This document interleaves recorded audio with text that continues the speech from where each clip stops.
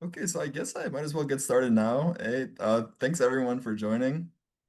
So I'll start out introducing our three speakers today, and then give a little bit of background on the topic, and then we'll have a chance for everybody to ask their questions for all of the experts.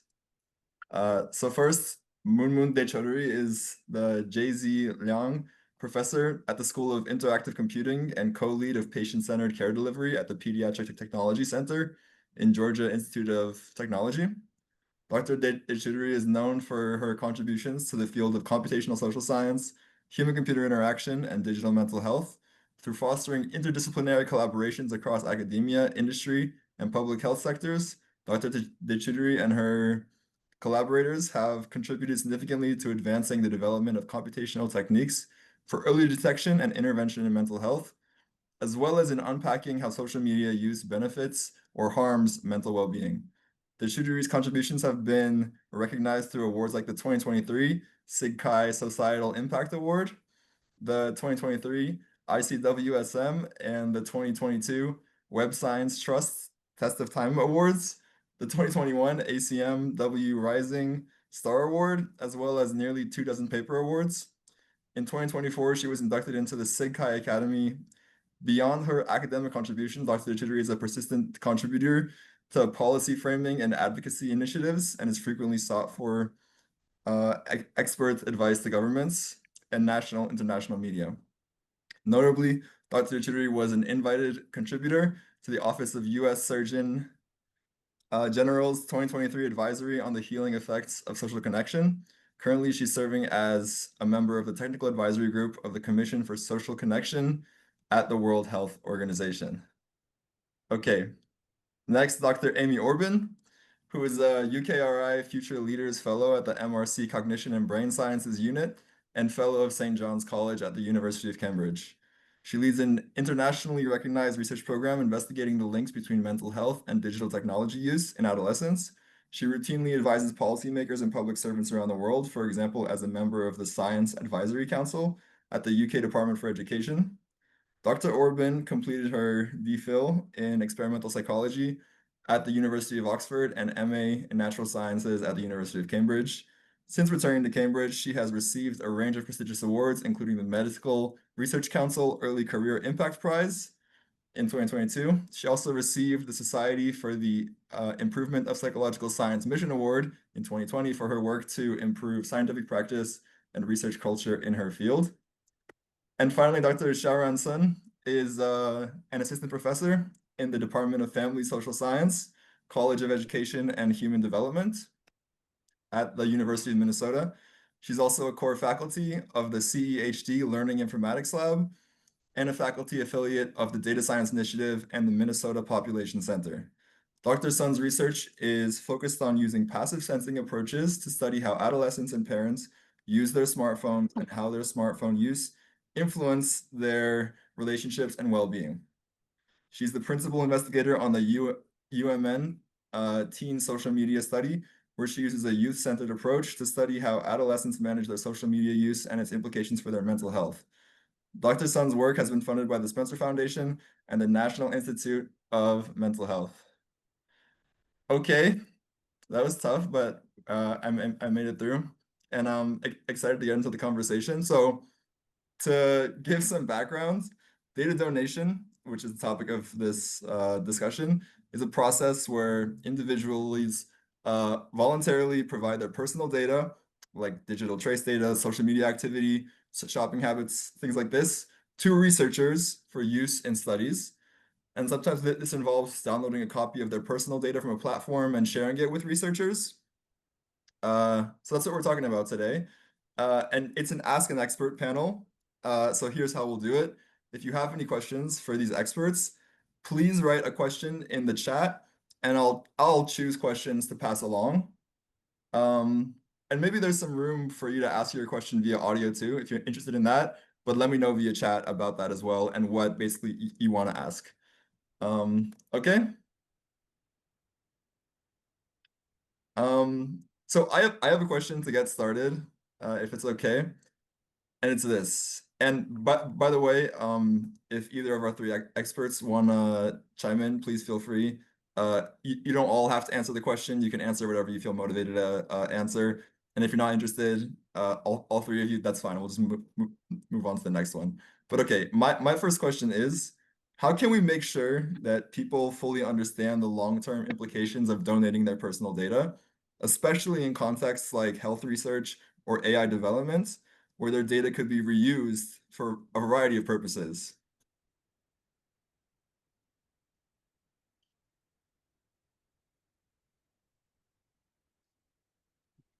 I can get us started. Thank you, Benji, for the kind introduction. And what an honor to be in this panel with two amazing folks. Um, so I think one of the biggest and most important pieces of data donation is the piece about building trust between the researchers and the participants. Um, that is true for any research study, but it is particularly true in a situation where what we are essentially doing is gathering retrospective data, which was not produced at the time with the intention of sharing down the road. And the second piece is that oftentimes that data is not conventionally considered to be health data, but in a lot of cases, it is appropriated in answering questions about health and well-being. So the question is, how do we build trust with the participants in this process? More concretely, that could involve things such as employing very transparent consent procedures so that participants understand what data they are sharing. It can have a piece about informing them that the data that they're sharing could in downstream be combined with each other to maybe potentially measure pretty sensitive things. So what might look like otherwise benign information could actually be harnessed to measure pretty non-benign and sensitive things. So communicating that. And importantly, communicating that participants have an agency in this process. Most data donation hinges on the idea where people request some kind of a download of their historical activities. And most platforms would allow what duration of data can be requested, which parts of the data could be requested, and so on. But many people may not be aware of those capabilities. So communicating that to the participant is very important so that they can make a decision about their level of comfort. And as we know, privacy perceptions are often contextual, right? And that context varies from person to person. And then finally, continued consent is very important. A lot of it falls under secondary analysis of existing data, but we have to recognize that not all secondary analysis is the same.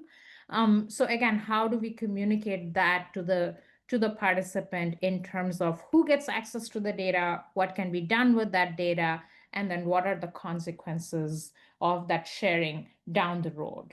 And then again, the agency comes into the picture. So if this is going to be something that lives on, this donated data lives on for a period of time, giving the participants the agency to pull back at any point in time would also be critical criteria to consider. So I'll stop there. I'd say that's pretty complete for me. That Yeah, sounds I good. agree.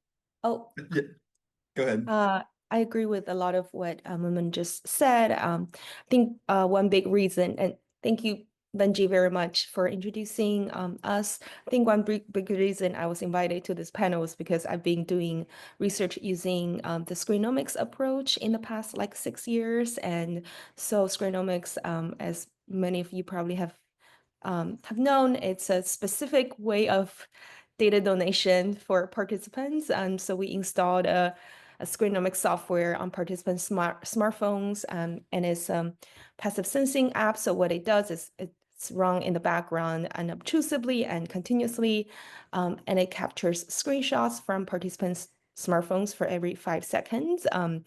Whenever the screen was activated, along with some metadata such as app use and screen screen on, screen off, and screen time duration, for example.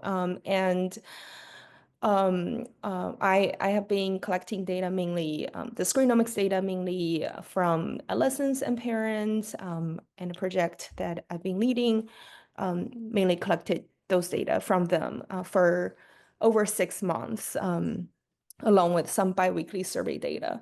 So in my kind of practice for collecting screenomics data, I agree with a lot of what Munmun just said in terms of, for example, really clearly communicating with participants about what kind of data we're collecting, what the implications we are imagining of the data we're collecting, how do we store the data, how are we analyzing data, who gets access to what kind of data, right? So in terms of like the most sensitive raw data, like who gets access to that, and then also some extracted data, some de-identified data, how are we sharing them? I think there are different tiers of sensitivity and privacy we need to inform the participants, and of course, giving the participants agency to pull back.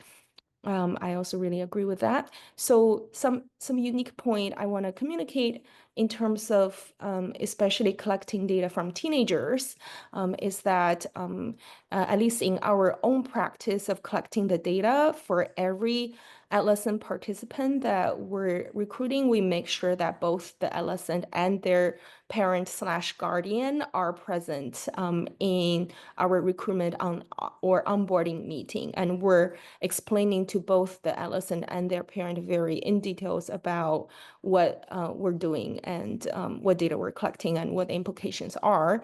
And only if we have gained both the consent and assent from the parent and adolescent, in addition to verifying their identity, especially the parent's identity, could we start collecting the data. I'll stop here. That's great. Thank you, Dr. Sun. And I want to remind people in the chat, please ask questions through chat for the experts. I have one that comes to me now that you bring it up. Do you think it's much harder to get people to agree to this like screenomics approach than if they were to say like you can have data that I already got? I imagine for myself, like it's okay. I could share data from the past month. It's like I know nothing like crazy happened on my phone in the past month, but like maybe in the next month, some friend will like text me, I found like hidden treasure somewhere and we have to go on an adventure. And I don't want anyone to know that. So is it harder to get this future approval? It's a very good question. Thank you. I guess I'll get started and then the other two panelists can chime in. So based on our data, so we actually had data, right? So for interested participants, we invite them to onboarding meeting. And then again, it's both adolescent and their parent or guardian. And when they show up in the onboarding meeting, we go through the whole study procedure with them and then let them decide whether or not they want to still be part of the study. So in our actual practice, about 10 to 15% of adolescents actually declined to consent or assent. So basically, after they understand the study, those are the participants who say, oh, like, I don't want to be a part of the study. And one of the reasons could be that they feel like this is too much of intervention or invasion of their privacy. For the rest of the participants, most of them got enrolled, but some of them didn't get enrolled because of some potentially like they didn't meet the eligibility criteria, or only the teen show up in the onboarding meeting, but not the parent, or vice versa. So that's kind of the data that I like to share.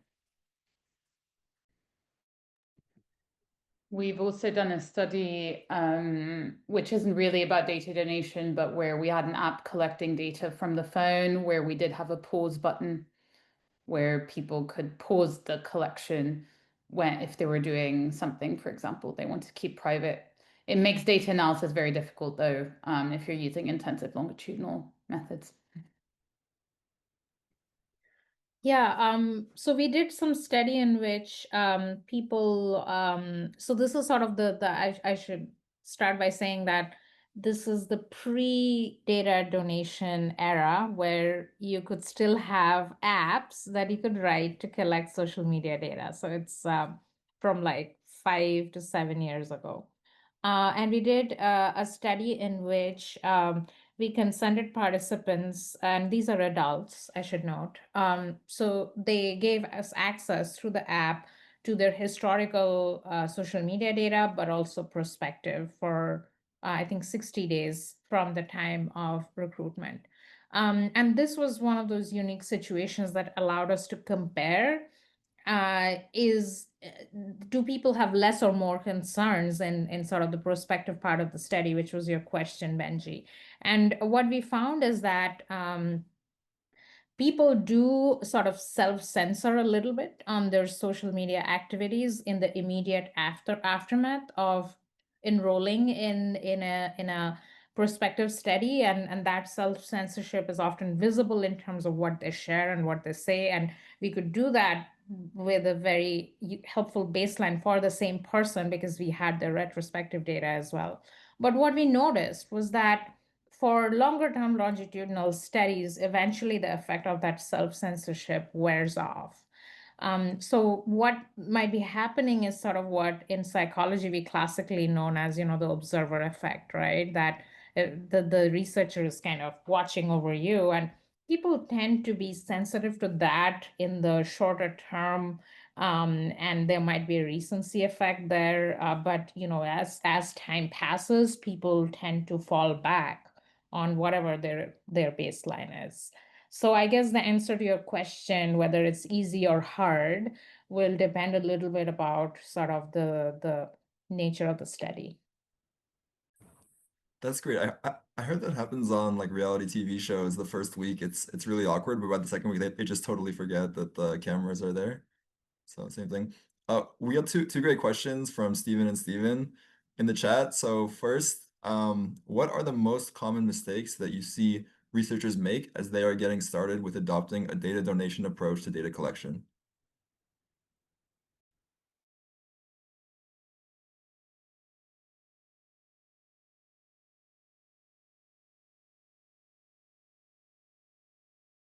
I guess I haven't watched a lot of people put up their own studies. I don't know, Munmun, if you've, but I can tell you what I think. Well, I've seen a couple in the UK either fail or succeed. And I have reflected on what has maybe led to that. And I think the first and foremost, building participant trust is really critical. And so, for example, I do know of a study that used data donation where participants would just have to share their whole data download package, which includes quite personal information. And they got adolescents through schools, but didn't go into schools to explain the study. And not a lot of people signed up, and they really struggled with recruitment. I know of another study in the UK where they wanted to use data donation. They went into the school, and then a couple of popular kids were like, that's completely unethical and we won't do it. And then the whole school decided that they really didn't like it. So you need to have the popular kids on board. And I think what we've found is that having a really good framing for what the power of this data is for researchers was really critical for young people to share quite sensitive data. So in our focus groups and advisory panels with young people about data donation with TikTok and Instagram, so that's them downloading their TikTok data donation packages and Instagram, we found that many of them said, well, we're a bit cautious, but because social media companies are using this data anyways to improve their product, and we made a good case for why we need that to understand the impact and sort of fight the tech companies, that was seen as quite positive. And we've found that like school assemblies where we talk about that data as sort of their own personal superpower, and we educate them and we work with teachers to see what do they want and how can we deliver data donation in a way that also improves teacher curricula delivery, etc. has worked very well for us. So those are my two reflections. We, oh, from our youth focus groups, we got exactly similar response from the youth participants as what Amy you have found is that they say that, oh, our data is being collected by the commercial companies anyway, so why don't we just be a part of your study where you can at least reassure us that you're trying your best to keep our data safe and confidential. And I guess in going back to the question for like what common mistakes, and I'm just been reflecting on my own data collection using the screenomics approach, I think it's just expect everything just to be much, much longer than you expect, like on your research timeline.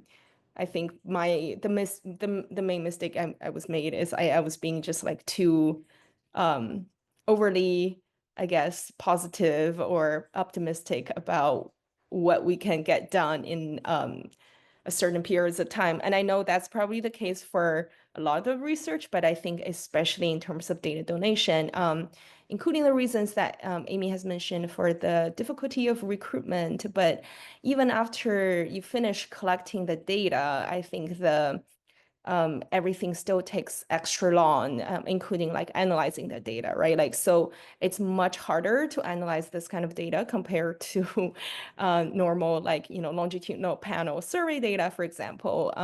Part of the reason is because the data is much more complicated to study, and we need to use some computational social science methods, like what Munmun has been contributing to the field for a long time. But also because of the sensitivity of the data, a lot of the times we need to go through a lot of like a security procedure to get access to the data to analyze, which definitely also slows things down. Like, for example, in the case of the screenomics, we have all the data stored in a secure server on Google Cloud Platform based in the university. And for every core researcher who want to access this data, we actually have a very strict screening procedure for like including, you need to finalize and submit a research proposal in terms of why you need to use this data and what aspects of the data you need to use.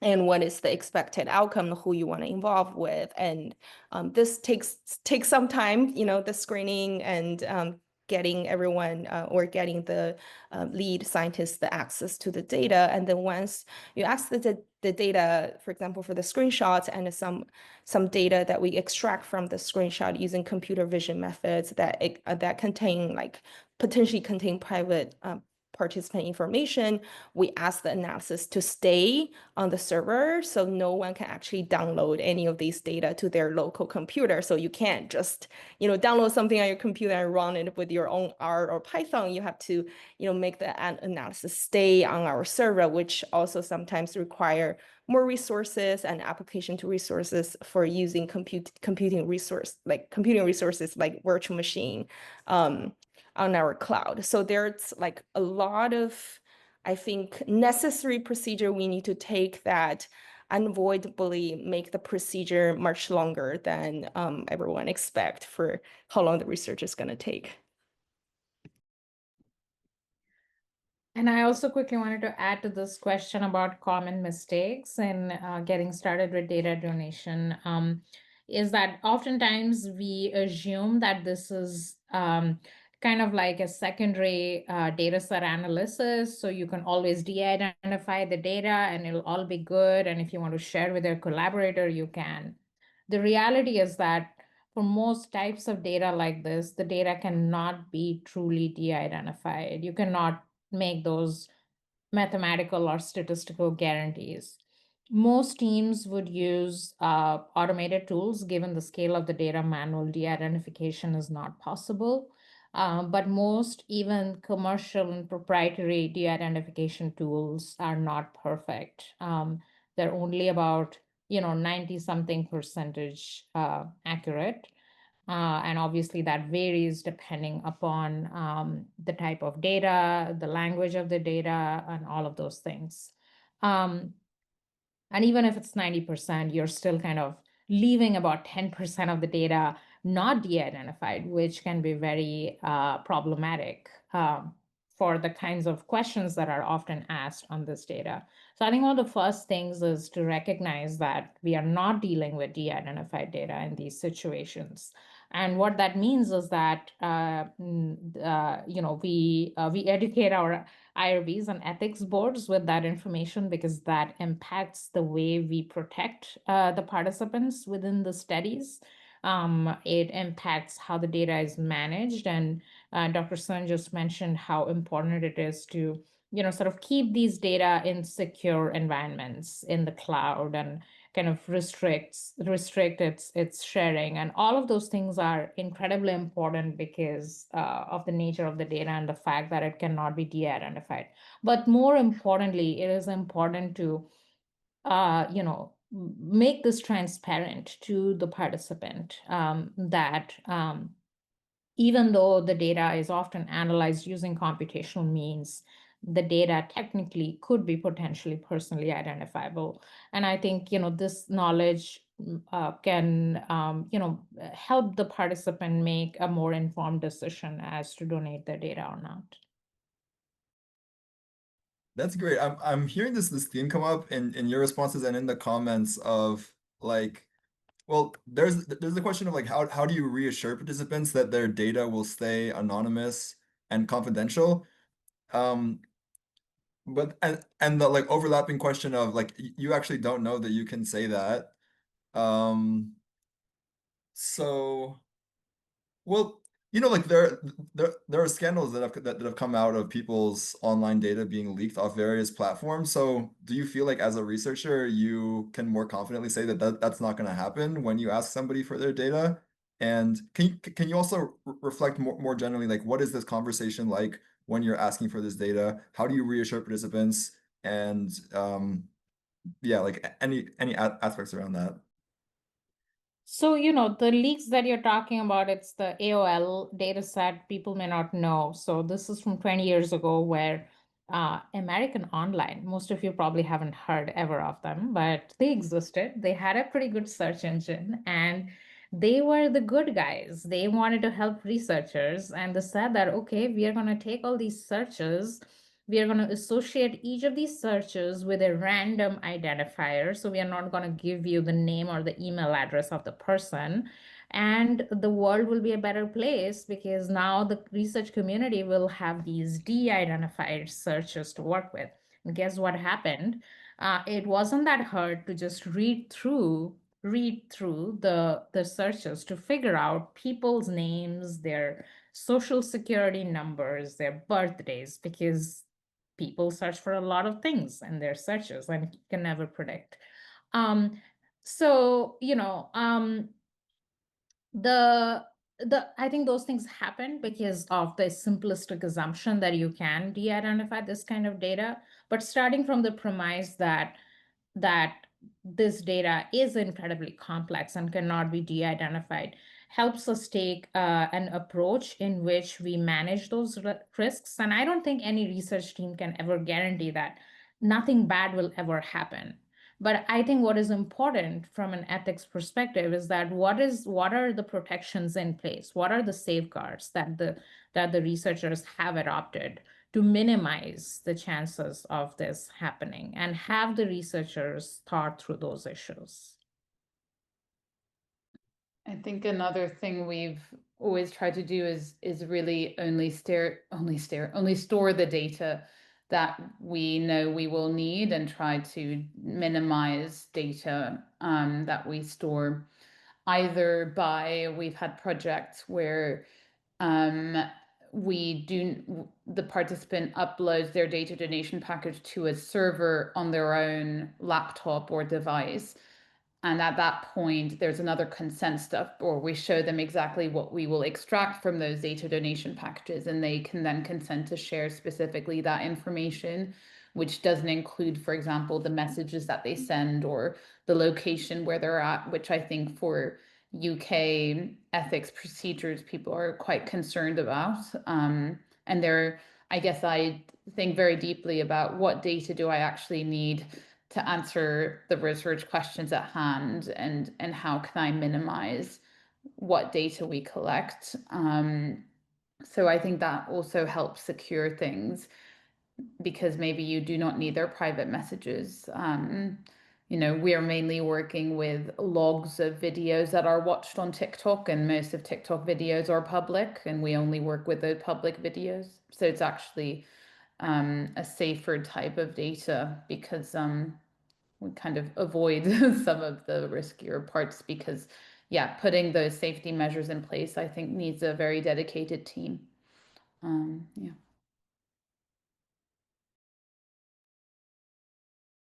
Yeah, and I also just want to agree what Munmun has just said. We never guarantee the participants that there's no risk. We always actually walk through, like, I guess, try to go very thorough about what potential consequences is for their participation and what are the potential risks. And what we can do the best is just to try our best to mitigate the risk. But yeah, we never reassure them there's no risk, I guess.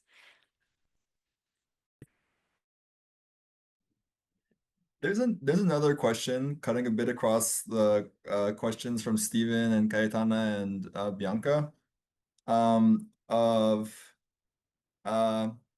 I think explaining to people who are sharing their data, um, what data donation is, and looking at their understanding of it. So across things, across ages and different groups, whether people are understanding data donation differently, and across levels of digital literacy. Do you have reflections on that? Yeah, I can start on that one. So, naturally, understanding the process is really critical. So, we've had a study where we implement like a quiz at the consent stage, where we test that they do understand some of the key factors around data donation before we have them enter the study as a sort of test. We're also did have some questions at the end about their feeling on confidence about data donation. We're analyzing that at the moment in terms of demographics. I think for our big data donation studies, for now, we have had this in between step where they request their data donation packages, they upload it, and then we have this step where we visualize, especially exactly the data we do want to have them donate, so they can see what sort of data we are requesting. And then we have this additional consent step. And I think that's both a way to inform them, but also we try to make that fun for young people, so that they're not just participants, but they're also getting something out of this research. And I know my colleagues at the Smart Data Donation Center and at the University of York, who I collaborate with on such projects, they're building a really nice UX, like Spotify wrapped for your TikTok data interface. So it gives you like a video of what. So I think it's also about making it fun and engaging, and informative for young people. Yeah, we similarly have video tutorials and screen grabs and so on that we share with the participants. That's actually publicly accessible on our portal. In addition, we have sort of like a glossary of sorts where we do a mapping between types of data that might be present in these archives, or they can potentially give us access to, and the kinds of things that can be inferred from those data using machine learning and NLP and so on. Like, for instance, people may not know how these kinds of, maybe the words that they use or the posts that they have could actually be used with machine learning to infer, let's say, anxiety levels or something. So we have sort of a list of things. It's, I think, 7 or 8 dimensions or categories, and we explain what can be inferred using machine learning in a lay language, so to speak. And we also give examples of synthetic sort of posts, and what inferences are possible from those posts, and what that inference engine is picking up from that post. And we had a lot of fun kind of generating those synthetic posts using generative AI and trying to use sort of youth-friendly language in them. So it's realistic and reflects the kinds of things that young people might share on their social media. That's super cool. Didn't know that you could also just share like sort of how the machine learning and generative AI works in terms of analyzing the data. I think that would be super helpful. And I also wonder how much of those resources can be shared in the research community so that we can maybe also use that in when we're onboarding our participants. But back to the question in terms of age group differences, again, like a data that I can provide is that in the study that I led, we actually collected two groups of participants. One group was teen only, but of course, we still need the parents to consent. And then the other group was the family data, so both teens and parents participant. We did find about 5 to 6% more likelihood for the parents to decline for participation for when we're recruiting family as a whole versus when we're recruiting teens only. So it seems like, at least kind of anecdotally, parents might be more hesitant to consent when they're also, their data is also going to be collected. Partially could be because that maybe they just feel like they have some confidential data from their work that it's illegal to share with us. That could be a reason. But yeah, that was the data that we at least according to our study, we found the age group difference. Can I ask you, Amy, to talk more about the like wrapped thing that you made for the participants? I really like the idea of giving participants something in exchange for their participation that's like fun in that way. Yeah, so I guess my main aim is to get data donation into some of the big cohort studies that run in the UK. So we have big data collection efforts over thousands of young people. And you need to find a way to make something that's quite effortful seem quite attractive, not just to young people, but to the survey organizers. And one of the key issues is always recruitment. So they struggle to recruit schools and teachers and young people and keep them engaged. And we have found that young people are very interested in what they're seeing online, what they're doing online. And in the UK, at least, schools have a mandatory need to educate them about the online world, about online safety, and about online distractions. And so increasingly, we're trying to work with teacher organizations to develop a lesson plan that would all take them through sort of online designs, data donation, consent, but then also at the end of the study, during the study, they see their Spotify wrapped. We're building it for a new TikTok API that we don't know yet works 100%, but it does work for YouTube at the moment. And I guess what's interesting is that we're trying to then at the end give both a classroom level, like A4 nicely designed spec sheet on like this is how your class is using social media, like how much time they spend, when is the peak time that they spend during the day. So nothing personal, but something you could talk about nighttime use, you could talk about just general amounts of use. And then potentially you can do that on the whole school level, comparing different classes, etc., grade levels. And so I think we're trying to see how can we integrate the understanding that it is effortful. It's not just a questionnaire. It comes with additional risks. If we want this to become common practice, we need to convince people in other ways. And in some way, this is very interesting. So yeah, that's something increasingly trying to scope.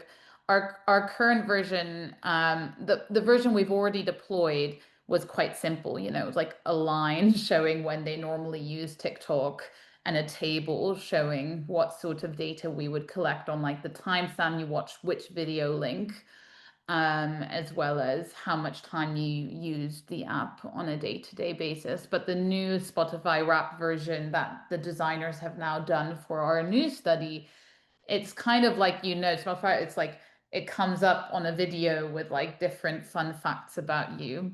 And in my dream world, I'd love to show people like, here's the amount of data we have on like a whole population of people your age, and this is how you score on like amount of time or but yeah, I think you can make it actually really interesting.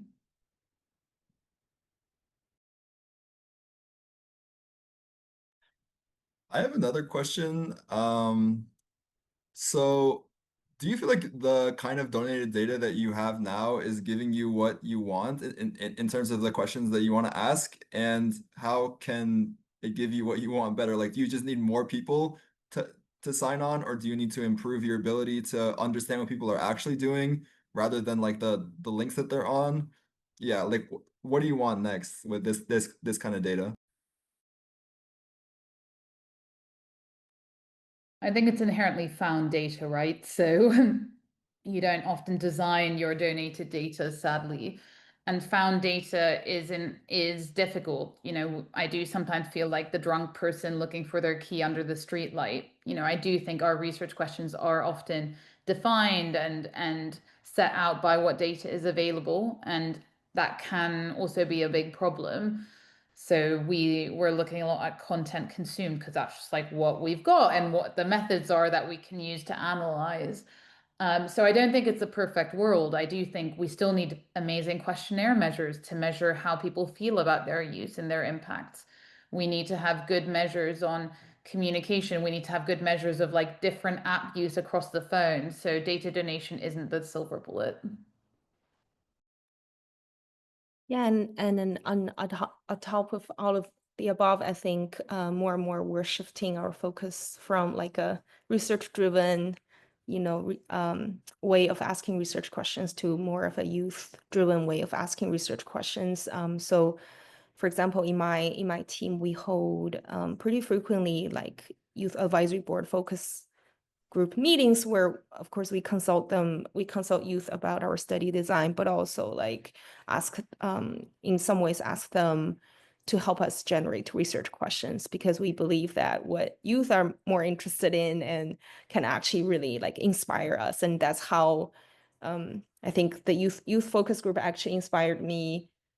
Those discussions inspired me to write my like R1 proposal and got it funded. And so I really think that youth have really great ideas in that way. In terms of the difficulty, Benji, that you mentioned, I think one thing it's about missing data. And I noticed that not a lot of people have been discussing it yet, but it's a really, I think can be a really prominent issue in a lot of data donation.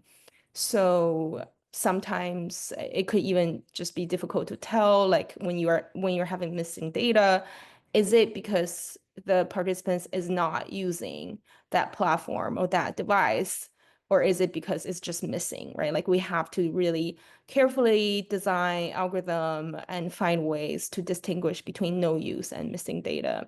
And in our group, for example, that took like half of a year of effort to identify or to distinguish these two cases and then to figure out how to handle missing data. So I definitely, from my own perspective and methodologically, I definitely would wish there's more attention focused on this. And so instead of just like, kind of more like generally handling the missing data through I don't know, some kind of single imputation, or just like even deleting list-wise deletion, or some kind of just like overall handling. Like we need to be really careful and specific in terms of how we handle this issue.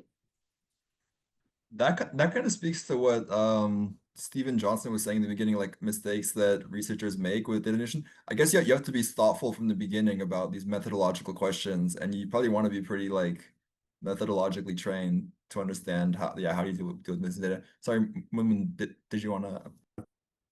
Yeah, one more thing I wanted to notice to your previous question about what is lacking or what do we need more. One of the aspects about data donation that relies on sort of the archive feature that people can access to comply with the platforms complying with GDPR is that we are at the receiving end of what platforms would allow these archives to have, in what format, in what granularity, and so on. And this means that platforms, they own that feature and they can change it at their whim. And this has happened in the past. We have been collecting this kind of data for 7 or 8 years, and we have seen at least 4 or 5 phases of notable significant shifts in the formatting of these archives. And that means that any kind of automated pipeline you build to process this data, you have to be constantly vigilant of these changes. This is sort of a challenge you're constantly battling. It feels a little bit like you're always playing catch up because you can never predict when things will change or when things will break. And that means that you have to place additional sort of tiers and tiers of programs and other things that you need to do to to tackle that. So yeah, I mean, it is a challenge in that platforms still control what is in those archives, and this aligns with what Dr. Orben was saying in terms of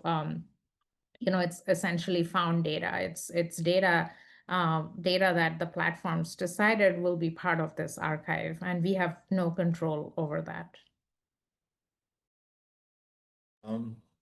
So I want to talk a bit more about what Dr. Sun was saying about what the youth wants to study, what kind of questions they have. And there was a comment from Cayetana Calderon-Smith that it's so cool to see participatory design principles employed, empowerment, engagement, and education. So I'm curious to hear more from you about, yeah, well, like what kind of questions do young people want answered with this kind of data? Yeah, so I can speak a little more about how kind of they informed me to kind of raise my research questions. I think instead of like directly asking them what research questions they have, we really just ask them sort of what are the experiences they have, for example, with social media, and what do they find as helpful and what not. And I think our researchers are more responsible for extracting research questions based on their somehow unstructured way of telling us what they think is important. Like, so for example, I raised this idea or research questions about how teenagers manage their social media use, really kind of based on some focus group studies where we first ask them like, oh, like, how many of you have feel like you're addicted to social media? And most of them actually raise their hand. And then they're like, so like some of them tell me that, well, the whole society is talking about us being very addicted to social media, or we know everyone is like worried about us getting harmful impacts from social media, but then what, right? Like we know this fact, and we know everyone is worried, and we're trying to also trying to mitigate the social media negative impact on ourselves. But who can tell us like what we should actually do? And so I dig deeper in this question, and so I asked them, so what do you actually do to limit your social media use or manage some negative impacts of social media on you? And then they tell us, like, for example, we would like uninstall TikTok, but sometimes would like couldn't help reinstalling it. I would set time limit on my Instagram, but usually it's so easy to surpass that I don't think it actually works. And then I had a group of boys, focus groups, telling us that, oh, like we actually just to be funny or just for fun, we had a competition among us for a whole week where we just try to see, oh, like by the end of the week, who used the social media the least, and that would be that person would be the winner. So I realized a lot of the strategies that they use are something that either we haven't imagined or strategies that I guess we haven't even like systematically studied or understood. And so that was how like I got inspired to study this particular phenomena and raise the research questions. I hope that answers your question.